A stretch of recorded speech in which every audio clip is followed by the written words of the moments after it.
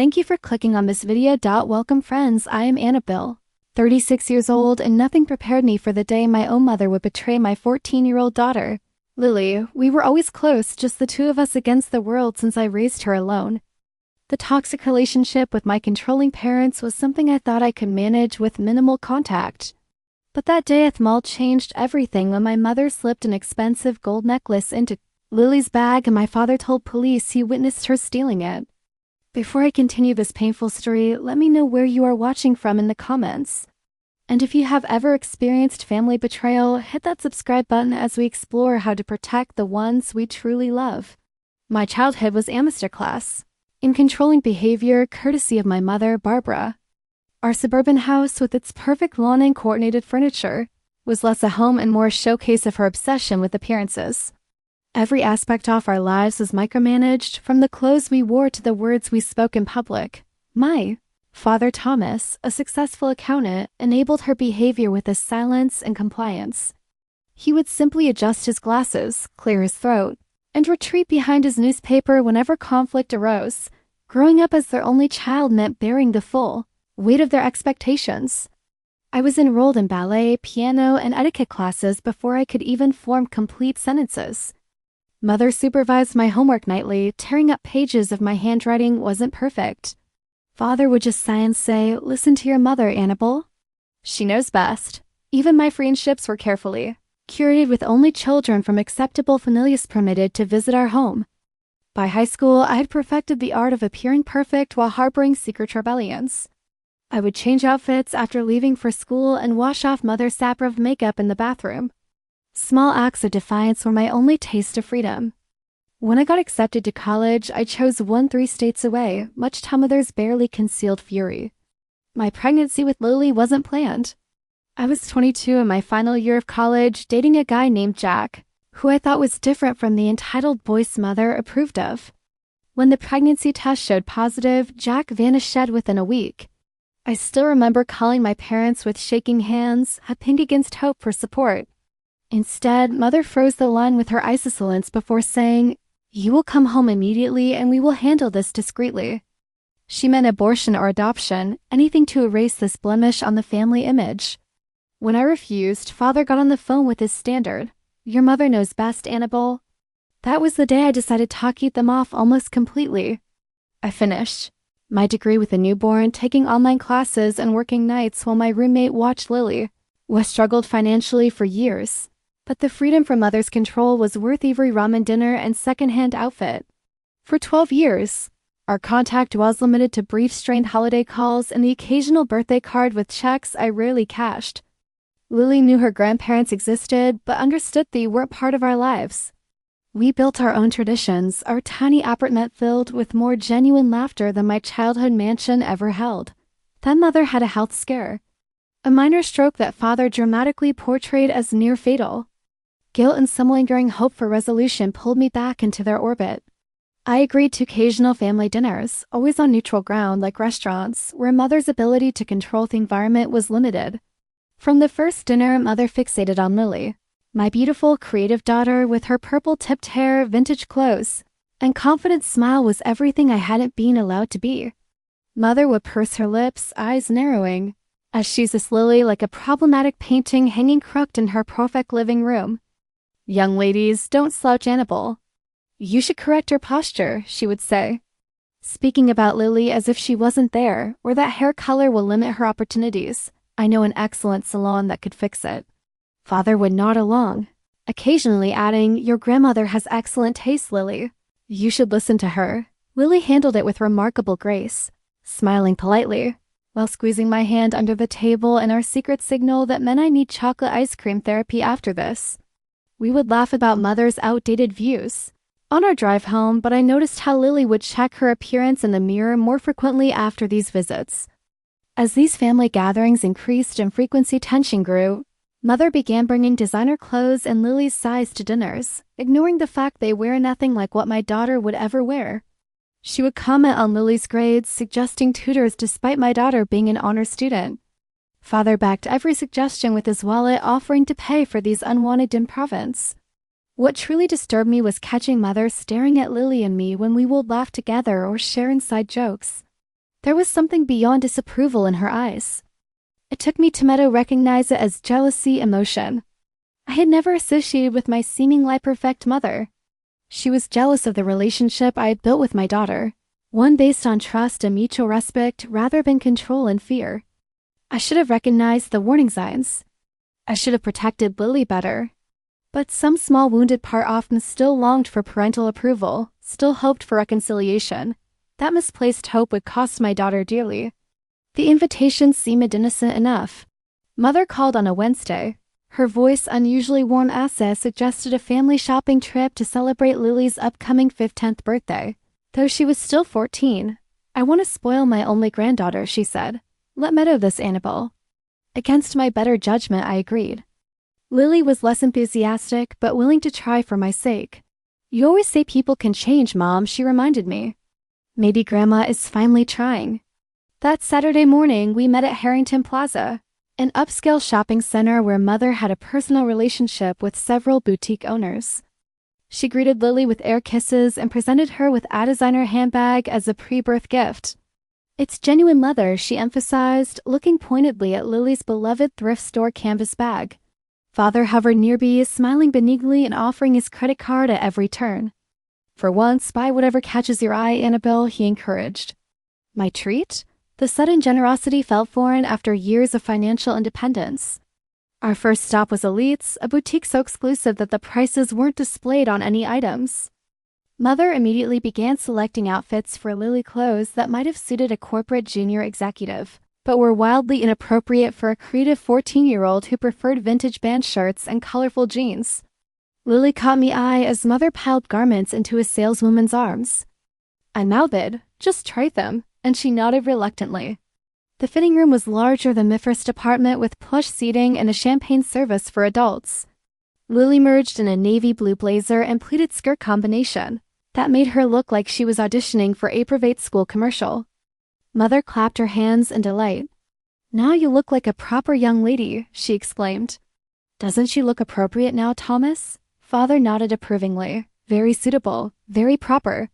I watched Lily's shoulders tense, her smile becoming fixed. She had already tried on 3 outfits, each one drawing similar comments about proper appearance and suitable attire. The unspoken compresanto her normal wardrobe hung in the air. My phone rang suddenly. My ass is stinkling about an urgent work matter that couldn't wait. It'll just be 5 minutes, I promised, stepping outside the boutique for better reception. The call took longer than expected, nearly 15 minutes of troubleshooting a client crisis.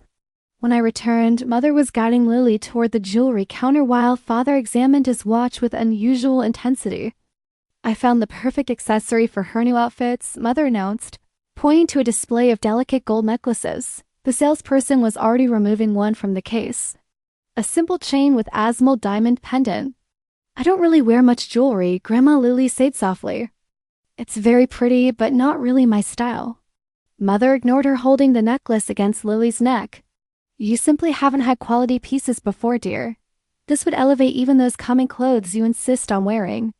I noticed Seth weigh Lily's jaw tightened, a sign she was reaching her limit for condescension. I intervened, suggesting we look at some stores more aligned with Lily's taste. Mother frowned but replaced the necklace in its display. As we prepared to leave Elite's, a security guard approached our group. His face was professionally neutral, but his stance was confrontational. Excuse me, but I need to check your bags, he said, looking directly at Lily. Is there a problem? I asked, stepping between them instinctively. The store manager, a woman in her 50s with an immaculate suit, appeared bezedeath guard. We have reason to believe your daughter has taken something without paying, she explained. Her voice pitched low but carrying enough for nearby shoppers to turn and stare. That's ridiculous, I protested. My daughter doesn't steal. Lily looked bewildered, clutching her new designer bag and her old canvas tote. I didn't take anything, she insisted. Please open your bags, miss, the guard said firmly. With trembling hands, Lily appended both bags. From the canvas tote, the guard extracted a small velvet tulle box. Inside was the exact gold necklace with the diamond pendant that Mother had been showing her minutes earlier. The room seemed to tilt sideways. Lily gasped, her face draining off color. That wasn't me, she whispered. I didn't put that there. The manager crossed her arms. The necklace is worth $3,000. We will be pressing charges. There's been a mistake, I argued desperately. She was with her grandmother the whole time. She wouldn't do this. Actually, a voice interjected, and I turned to see my father stepping forward with an expression of grave disappointment. I saw her slip it into her bag when no one was looking. I was hoping she had put it back, but he shook his head sadly. I'm sorry, Annabelle, but the girl needs discipline. My mother placed a hand on my arm, her face a mask of concern that didn't reach her eyes. Perhaps this is for the best, Annabelle. A lesson about consexes before things escalate further. The security guard was already radioing for police. Lily's eyes locked with mine, filled with confusion and betrayal. Mom, I didn't. I swear, she pleaded, her voice breaking. In that minute, looking between my daughter's honest fear and my mother's calculated expression, I knew with absolute certainty what had happened, but the realization came too late. Everything happened with surreal efficiency. 2 police officers arrived within minutes, their expressions professionally detached as the store manager explained the situation. I watched in horror as they took statements from the security guard, the saleswoman, and most damningly my father, who calmly repeated his claim that had witnessed Lily take the necklace. Mom, please, Lily begged as an officer began reading her rights. The terror in her eyes as they took her fingerprints right there in the store office will haunt me forever. I tried to approach her, but my father held me back with surprising strength. Let the authorities handle this, Annabelle, he insisted. She's a minor. They won't be harsh if it's her first offense. My mother stood nearby, her posture perfect as always, a concerned frown carefully arranged on her face. She dabbed at non-existent tears with an embroidered handkerchief. This is so difficult, but sometimes love means allowing consequences, she murmured to the female officer who nodded sympathetically when they led Lily out, her wrists cuffed in front of her. Something in me broke. My child, my 14-year-old daughter, who still slept with the stuffed rabbit shed, had since infancy, was being treated like a criminal, and my own parents had orchestrated it. Well, follow you to the station, my mother announced as if we were discussing a change in dinner plans. The officers explained. I could meet them there, but as Lily was a minor accused of a felony-level theft, there would be procedures to follow. I need to go with her now, I insisted, moving toward the police car where Lily sat in the back seat, shoulders hunched and head down. My father blocked my path again. Annabelle, you're too emotional. Well, drive you. They won't let you ride with her anyway. I felt a moment off disorientation, the familiar fog of my parents' control settling over me. Then I saw Lily look up, her tear-streaked face visible through the car window, and clarity returned like a thunderclap. Don't touch me, I hissed at my father, jerking away from his restraining hand. I know what you've done, both of you. My mother stepped closer, her voice dropping to the warning tone that had terrorized my childhood. Annabelle, you're making a scene. Think about appearances. I don't give a damn about appearances, I snapped loud enough for the lingering shoppers to hear. My daughter's welfare is all that matters. And I will see Yalbeth later. I drove to the police station with white-knuckled focus, handshaking on the steering wheel. The Juvenile Processing Center was a maze of bureaucracy and indifference. I filled out forms, answered questions, and waited in hard plastic chairs under fluorescent lights that made everyone look sickly. 3 agonizing hours passed before they allowed me to see Lily. They led me to a small room where my daughter sat alone, her makeup smeared from crying, the confident teenager I dropped off at the mall, replaced by a frightened child. She flew into my arms the moment I entered. Mom, I didn't take it. I swear I didn't. She sobbed against my shoulder. Grandma was showing me jewelry, but I never touched that necklace. Why would Grandpa lie? I believe you, I whispered fiercely, holding her tight. I know you didn't do this. We are going to fix it. The juvenile detective assigned to the case was skeptical. He had my father's statement, the store manager's complaint, and the physical evidence off necklace found in Lily's possession. In his experience, he explained with practiced patience, family members rarely gave false statements against their own grandchildren. Did you check for fingerprints on the box or necklace? I demanded. The detective looked uncomfortable. The merchandise has been handled by store staff, your mother during shopping, and potentially others. Fingerprints would be inconclusive at best. I thought of the security cameras noticed in the high-end boutique. What about video footage? We can request that as part of the investigation, he conceded, but with an eyewitness statement from a family member, especially one with no apparent motive to lie. This case is fairly straightforward. I wanted to scream that he didn't know my mother, didn't understand the lengths she'd go to exert control. Instead, I focused on getting Lily released into my custody. As it was her first alleged offense and she had no record, they agreed to release her on reconnaissance with a juvenile court date set for the following month. The drive home wasn't. Lily stared out the window, physically present but emotionally miles away. When we stopped at a red light, I reached for her hand. She flinched before realizing it was me. "I'm sorry," she whispered, and the apology broke my heart because she had nothing to apologize for. At home, the emotional dam broke. Lily collapsed on our couch, her body shaking with sobs. Between gasping breaths, she poured out her confusion and hurt. Why do they hate me so much? What did I do wrong? She cried. Grandma was right there when I was looking at the jewelry. I never even touched that necklace. And Grandpa, he just stood there and lied about me like it was nothing. I held Herriking slightly, as it done when she was small. They don't hate you, sweetie. This isn't about you at all. Then why? She demanded, pulling back to search my face. Why would they do this? I struggled to find words that would make sense of something so senseless. Your grandmother has always needed to control everything and everyone around her. And when she can't, she sometimes does extreme things. But getting me arrested, Lily looked incredulous. That's not controlling. That's cruel. I couldn't argue with her assessment. As Lily finally fell into exhausted sleep on the couch, I covered her with a blanket and retreated to the kitchen, my mind racing with next steps. One thing was absolutely clear. I would never allow my prince near my daughter again. By sunrise, I had a plan. While Lily slept emotionally drained from her ordeal, I made 3 important calls. The first was to my boss explaining I needed emergency family leave. The second was to Jessica, my college roommate who had become a criminal defense attorney. The third was to the manager of Alights requesting an urgent meeting regarding their security footage.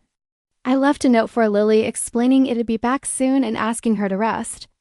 The boutique wasn't open yet when I arrived, but the manager, Vivian Porter, met me at the service entrance. Her professionalism had softened somewhat after I explained the situation in my late-night voicemail. I've pulled the footage from yesterday, she said, leading me to a small office in the back. Normally, would only release this to police with a formal request, but I'm troubled by what you described. If there's been a misunderstanding, we have no interest in prosecuting an innocent child. The security system was state-of-the-art with multiple camera angles covering every corner of the boutique. Vivian efficiently located the timestamp corresponding to our visit and began playing the footage. I watched Orphanly enter the store, saw Lily trying on the clothes Mother had selected, and then located myself stepping outside to take the phone call. What happened next made my blood run cold. While Lily was in the changing room trying on the final outfit, the cameras clearly showed my mother removing the gold necklace from the display when the saleswoman turned it away.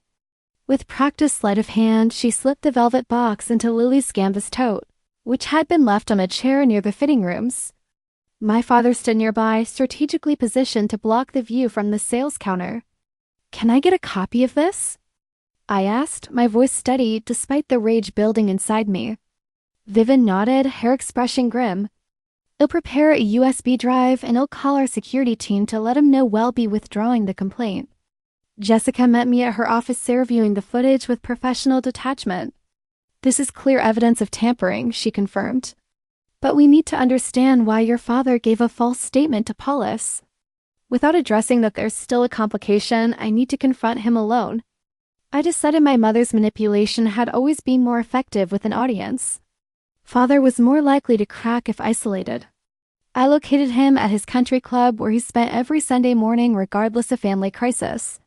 He was just finishing his round of golf when I approached Ullabelly, catching him away from his usual partners.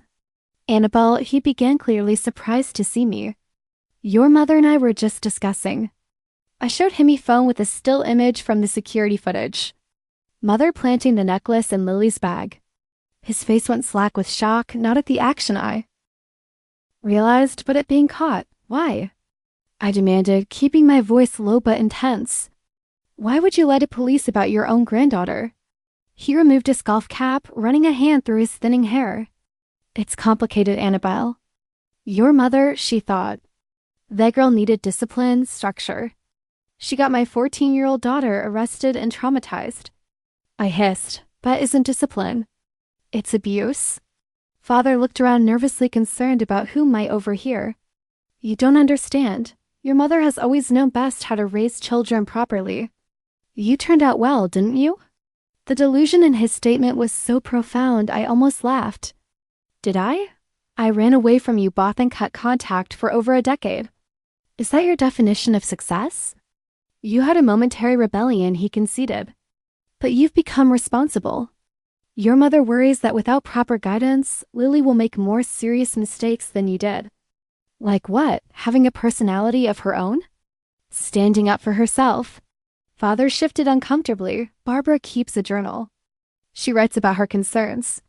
The girl reminds her too much of you at that age before wed properly. Her line of thought trailed off as he realized what he was revealing. Before you properly, what dad broke in me controlled me. His eyes slid away from mine. You're being dramatic. Your mother only wants what's best. I need to see that journal, I said suddenly. And you need to recant your statement to the police. He looked genuinely alarmed. I can't do that. Barbara would? What? I challenged. What are you so afraid of? His shoulders slumped. Decades of compliance weighing him down. She has ways of making life very difficult when crossed. For the first time, I felt a flicker of pity for me father trapped in my mother's web of control for over 40 years. But my daughter came first. You'll recant your statement, I said firmly. Or I'll talk about security footage to the police myself and file charges against both of you for filing a false report and evidence tampering. Our standoff ended with a compromise. Father would help me access Mother's journal and reconsider his position on the police statement. It wasn't enough, but it was a start. That evening, while Mother was at her weekly bridge game, Father let me into their house. The journal was hidden predictably in Mother's vanity drawer, locked but easily opened with the hairpin trick. It learned as a teenager wanting to read my confiscated letters. The entries were more disturbing than intimidant. Pages dedicated to critiquing Lily's appearance, behavior, and perceived defiance. Detailed plans for correcting her development through a series of lessons designed to break her willful nature. The shoplifting setup had been planned for weeks, with Mother believing an arrest would make Lily more malleable to her influence afterward. Most chilling were the passages comparing Lily to me, noting all the ways my daughter was becoming independent faster than I had, and Mother's determination to intervene before she became another disappointing woman who defies family expectations. I photographed the relevant pages, my hands steady despite my internal turmoil. Father watched from the doorway's expression shifting between shame and ingrained loyalty to Mother. Barbara had similar journals about you, he admitted quietly. She always said it was her duty to mold you properly. When you got pregnant and refused to come home, she burned them all in the fireplace. Sat there for hours watching them turn to ash. Did you ever stand up for me? I asked, suddenly needing to know evidence. His silence was answer enough. As I prepared to leave with my evidence, I laid out the reality to my father. I'm going to protect Lily from Mother no matter what. Either you help make this right or you'll lose both of us forever. It's your choice. For the first time in my memory, my father looked at me as if seeing me clearly. What do you need me to do? He asked. I spent the next day gathering my courage and finalizing my strategy with Jessica. Lily stayed home from school. The trauma of her arrest still too fresh. We talked openly about what had happened, and I showed her the security footage, wanting her to see clear proof of her innocence. It's almost worse knowing it was planned, she said, hugging her knees to her chest. At least if she had done it impulsively, I could maybe understand better. 3 days after the incident, I arranged to meet my parents at their house. Father had confirmed Mother would be there, though he hadn't told her I was coming or why. Jessica waited in her car down the street, ready to provide legal support if needed. My mother opened the door with her practiced social smile, which faltered when she saw my expression. Annabelle. She recovered quickly. This is unexpected. We were so worried after that dreadful business at the mall. How is Lily coping with her mistake? I stepped past her into the foyer, not bothering to remove my shoes. Despite the pristine white carpet she treasured, Father hovered in the living room entrance, his face pale and drawn. We need to talk, I said simply. All of us know. Mother glanced at father, noting his unusual silence. Her eyes narrowed slightly. Thomas, would you bring some tea? I'm sure Annabelle could use something soothing after the stress she's been under. No tea, I said. No deflections, no manipulation. We're going to sit down and we're going to address what you did to my daughter. I don't know what you're talking about, Mother said, her voice cooling several degrees. If this is about supporting Lily's rehabilitation after her shoplifting, of course we're here to help, though I do think consequences are important for stop. I interrupted, pulling out my phone. The evidence is right here. Security footage showing you planting the necklace in Lily's bag. I played the video watching Mother's face as her actions were displayed in high-def clarity. She didn't flinch, didn't show surprise, only calculation as she assessed this new development. That proves nothing she said when the video ended. I was simply returning the necklace she had asked me to hold earlier. The manager at Elite says differently. And the police now have this footage. Father stepped forward then. Barbara, it's over. They have the evidence. Mother turned on him with sudden venom. What have you done, Thomas? What have you told her? I showed her your journal too, Father, said his voice quiet but steadier than he'd ever heard it. The entries about Lily, about your plans. You went through my private things, Mother hissed, genuine emotion, finally breaking through her composed facade. You had no right. Ya had my daughter arrested for something you did. I countered. You traumatized a 14-year-old child to satisfy your need for control. What rights do you think you have left? Mother drew herself up, smoothing invisible wrinkles from her immaculate slacks. You don't understand what I'm trying to prevent. That girl is headstrong, undisciplined. She's going down the same path you did, Annabelle. Only worse because you indulge her every whim. Someone needs to provide proper structure. Structure? I echoed incredulously. You call false accusations and criminal charges structure. Sometimes difficult measures are necessary, she insisted. You were becoming the same way at her age. If we'd been firmer, then perhaps you wouldn't have thrown away your potential on an illegitimate pregnancy. The word illegitimate ignited something primal in me. I stepped closer to my mother, close enough to see the tiny lines of aging she tried to erase with expensive creams and treatments. Listen carefully, I said, my voice dangerously soft. Lily is the best thing that ever happened to me. She's kind, creative, and strong in ways you can never understand because you've spent your life controlling rather than connecting. What you did wasn't structure or discipline. It was cruel, calculating abuse, and it ends today. Mother's mouth tightened into a thin line. You always were prone to dramatics. This is exactly why. I didn't let her finish. Harris, what's going to happen? You're both going to the police station tomorrow to recant your statements. You're going to admit you planted the necklace and lied about witness theft. If you refuse, I'll file charges against you myself for evidence of tampering, filing a false report, and child endangerment. You wouldn't dare, Mother whispered. But there was uncertainty in her eyes. Try me, I answered. For Lily, I would burn your perfect world to the ground and not feel a moment's regret. Father cleared his throat. Barbara, she has the evidence. And she's right. What we did, journal entries, it's indefensible. Mother turned on him with shocking speed, slapping him hard across the face. 40 years, she screamed, her carefully maintained composure shattering completely. 40 years I've managed this family, made all the hard decisions while you just nodded and went along. And now you betray me for this disappointment in her delinquent daughter. Father touched his wrinkling cheek, looking at Mother as if seeing a stranger. The girl didn't do anything wrong, Barbara. We did. I did by never standing up to you. Mother looked between us, her breathing rapid, her perfectato coming slightly undone. This is temporary insanity, she declared. You'll both come to your senses and realize I was only doing what was necessary. I took out the second piece of evidence. ID brought a sealed letter from Jessica outlining the potential legal consequences if charges were pursued. I placed it on that pristine coffee table. Tomorrow, 9 a.m. police station. Both of you as stated. This isn't negotiable.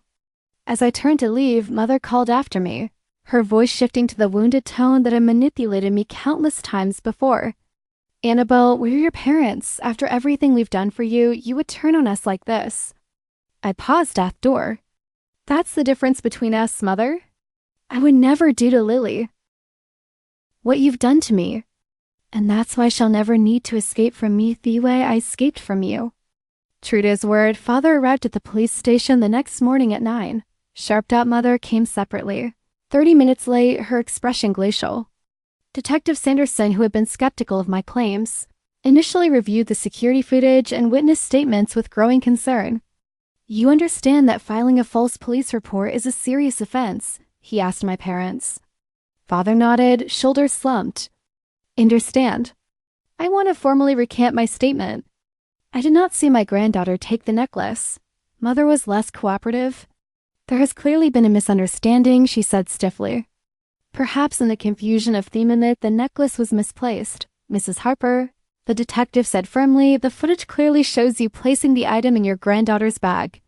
There is no confusion to claim. After 3 hours of statements and paperwork, it was official. The charges against Lily Ware dropped with the record sealed due to her minor status. No charges were filed against my parents, a decision I had agreed to, not for their sake, but to spare Lily the additional trauma of a prolonged legal process. Outside the station, Mother attempted one final manipulation. I hope you're satisfied, Annabelle, she said. You've destroyed this family over a simple disciplinary measure.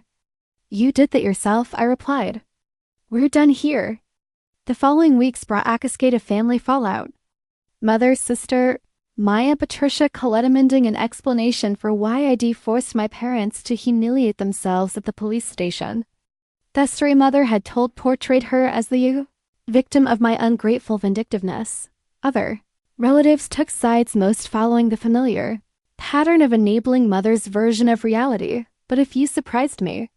My cousin Sophia, who had always been Mother's exemplar of proper feminine behavior, reached out to offer support. Aunt Barbara did similar things to me when I was younger, she confessed during a coffee meeting. Nothing as extreme as interest, but she once told my college boyfriend I had a mental illness because she didn't approve of him. It ended our relationship. The most significant development came 2 weeks after the confrontation. Father called, his voice hesitant but determined. I've moved out, he said simply. I'm staying at the residence inn for now. For divorce? I asked, genuinely shocked. My parents' marriage had seemed as immutable as a natural law. I don't know yet, he admitted. But after 40 years, I finally realized I don't recognize the person I've become by following her lead in everything. When I think about what we did to Lily, his voice cracked, I can't forgive myself. I doubt you or Lily ever will either. While I wasn't ready to offer easy absolution, his recognition of the harm done was meaningful. We arranged a tentative lunch, just the two of us, for the following week. Mother predictably skated her attempts at control. She began calling relatives, friends, even the workplace, spreading various versions of events that cast her as the concerned grandmother, and me as the unstable daughter preventing family reconciliation. When direct approaches failed, she attempted to use intermediaries. My childhood piano teacher appeared at my door, claiming she was in the neighborhood. My mother's bridge partner called about a charity function, casually mentioning how forgiving Barbara would be if I came to my senses. Through it all, I maintained firm boundaries focused on helping Lily process her trauma. We started seeing Dr. Rachel Adams, a family therapist specializing in toxic family dynamics. In one particularly powerful session, Lily articulated how the arrest had affected her. I keep checking my bag before leaving stores, she admitted. Sometimes 2 or 3 times. And I have nightmares about being in that holding cell with everyone, believing I did something terrible. Dr. Adams helped her develop coping strategies for the anxiety and hypervigilance. Slowly, Lily began to regain her confidence and trust. 3 weeks after the police station confrontation, an unexpected perspective emerged. My maternal grandmother, Eleanor, called from her retirement community in Florida. At 86, she rarely involved herself in family conflicts, but the news had reached her through the family grapevine. Your mother was raised exactly the way she tried to raise you, Eleanor said, her voice fragile but Herman's still sharp. My husband, your grandfather, was a controlling man who believed children were to be shepherded rather than nurtured. Barbara was the focus of his attention more than her brothers. By 15, she had developed that perfect exterior. But inside, she was angry. always angry. Did you try to stop it? I asked, echoing the question I asked my father. A long pause followed. Not enough, she finally answered. I made the same mistake your father did. Compliance seemed easier than confrontation. By the time I recognized the damage, Barbara was already convinced that control was love. This generational perspective didn't excuse my mother's actions, but provided context that helped me process my own childhood. I began to see the cycle more clearly. My grandmother controlled by my grandfather, my mother controlled in turn, then attempting to extend that control to me and now to Lily. But cycles can be broken. After our lunch, where father had tearfully apologized without excuses, I made a decision. I invited him to join one of our therapy sessions. An invitation he accepted with evident surprise and gratitude. In that session, Lily asked him directly, "Why did you lie about me, Grandpa? Did you hate me that much?" Father removed his glasses, wiping them compulsively as he always did when uncomfortable. "No, Lily, I never hated you. I was a coward. For 40 years, I let your grandmother make all the decisions because it was easier than standing up to her. When she said you needed this lesson, I believed her because I've always believed her. It was wrong. I was wrong and I'll regret it for the rest of my life."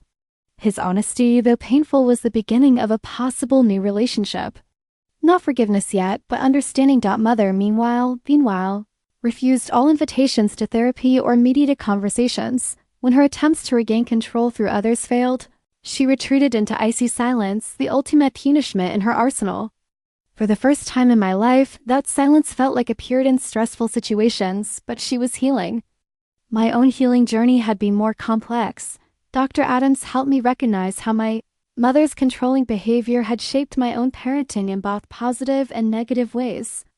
It had been determined to give Lily the freedom it never had, but sometimes that translated to hesitation in setting necessary boundaries. Our family therapy sessions now include father regularly. He had found an apartment of his own, a small one-bedroom, that mother disdainfully referred to as his midlife crisis age when speaking to relatives. He was seeing his own therapist and slowly discovering interests and opinions independent of mother's influence. The most profound change came during a therapy session in April when Dr. Adams asked us each to share something we'd learned from this experience. "I learned that standing up for yourself doesn't have to mean standing alone," Lily said, reaching for my hand. "Mom was right there with me the whole time, believing me when no one else did. I learned that it's never too late to choose differently," Father said, his voice stronger than it had been in my childhood memories. "I've missed so much by being passive. I don't want to miss anymore." When my turn came, I took a deep breath. It learned that the family patterns we grew up with don't have to be our destiny. We can choose to break the cycle. Father had been working diligently to rebuild his relationship with Lily. He attended her school art show, genuinely engaging with her creative work without mother's filtering influence. He asked questions about her interests and actually listened to the answers. Small steps, but meaningful ones. Mother remained the wild card in our family equation. Her initial icy silence had evolved into sporadic attempts at reconciliation on her terms. She sent expensive gifts to Lily with cards signed "Grandmother who loves you despite everything." I returned them all. 5 months after the mall incident, Mother appeared unannounced at her door. She had lost weight, her designer clothes hanging slightly loose on her frame. For once, her perfect appearance showed cracks, imperfect makeup, a slight tremor in her hands. "I need to see my granddaughter," she demanded, but the imperial tone was undermined by an unfamiliar uncertainty. "That's not going to happen, without significant changes," I replied, not inviting her in. "Lee doesn't feel safe around you, and I don't trust you." "This ridiculous arrangement has gone on long enough," she insisted. "Thomas has lost his mind living in that depressing apartment and seeing that therapist who fills his head with nonsense about boundaries and self-determination. Despite her dismissive words, I heard something new in her voice, fear. For perhaps the first time in her adult life, my mother was losing control of her perfectly arranged world, and it terrified her. "Barbara," I said deliberately, using her name rather than mother. "The only way forward is for you to acknowledge what you did and why it was wrong. Not just the incident at the mall, but the lifetime of controlling behavior that led to it." She straightened her shoulders, an automatic defense mechanism. "I'm your mother. I deserve respect." Respect is earned, I replied simply. When you're ready to talk honestly about your behavior and its impact, we can consider a carefully supervised visit. Until then, this conversation is over. As I closed the door, I heard something I never expected, me mother sobbing openly on her front porch. I hesitated, the daughterly instinct to comfort her. Wearing with the mother bear's need to protect my child, I watched through the peephole as she finally composed herself and walked to her car, moving like someone much older than her 62 years. It wasn't satisfaction I felt at her distress, but a complex mixture of grief for what our relationship could have been and determination to protect the healthier bonds I built with Lily. 2 weeks later, Father called with surprising news. Your mother has agreed to start therapy. Her own sessions, not with us. I don't know if it will help, but it's something. It was a small step, possibly motivated more by her desire to regain access to the family than by genuine insight. But it was movement in a direction it never thought possible. Over the following months, our new family configuration stabilized. Father became a regular presence in our lives, joining us for Sunday dinners and occasionally babysitting when I had late work meetings, something I had never done during my childhood. He and Lily developed their own rituals, a shared interest in crossword puzzles. Debates about classic films had introduced her to. Mother remained largely on therapy-free, though her therapist eventually reached out to Dr. Adams about the possibility of a carefully structured family session. We agreed to a single meeting on neutral ground with clear boundaries established beforehand. That session was neither a miracle reconciliation nor complete disaster. Mother struggled visibly with her ingrained patterns, veering between genuine attempts at listening and reverting to control tactics when uncomfortable emotions arose. But she managed with her therapist's guidance to say 5 words had never heard from her before. I was wrong. I'm sorry. The words came stiffly without the emotional insight that would make them truly healing. But they were a beginning, a crack in the fortress of perfection she had built around herself. As summer transitioned to fall, Lily flourished. The nightmares became less frequent. Her confidence in public spaces returned and her artistic talents bloomed with new emotional depth. One painting in particular, a girl emerging from a shattered glass cage, captured her journey so powerfully that her art teacher entered it in a citywide competition where it won first place. Standing beside my daughter at the awards ceremony, I felt a profound sense of gratitude. Despite the trauma, despite the toxic family patterns, we'd forged something stronger together. That bond between us, built on trust and respect rather than control and fear, had withstood its greatest test. That evening, as we celebrated her award at her favorite restaurant, Lily asked a question that showed how far she had come. Mom, do you think Grandma can ever really change? Like deep down change? I considered carefully before answering. People can change when they truly want to, when they do the hard work of facing themselves honestly.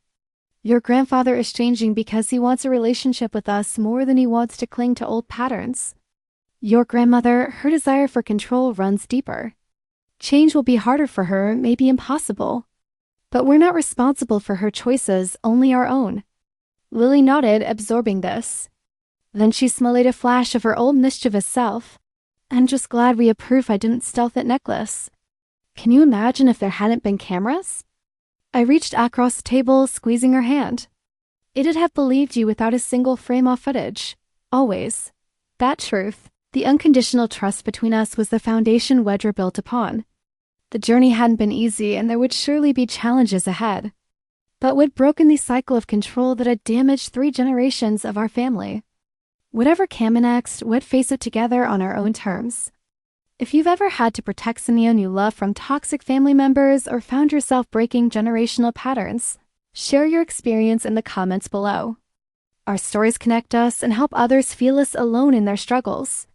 Hit that subscribe button if you'd like to hear more stories of family healing and boundary setting. And remember, sometimes the family we choose is more important than the family we're born into. Thank you for listening to my story, and may you find the courage to write your own healthier endings.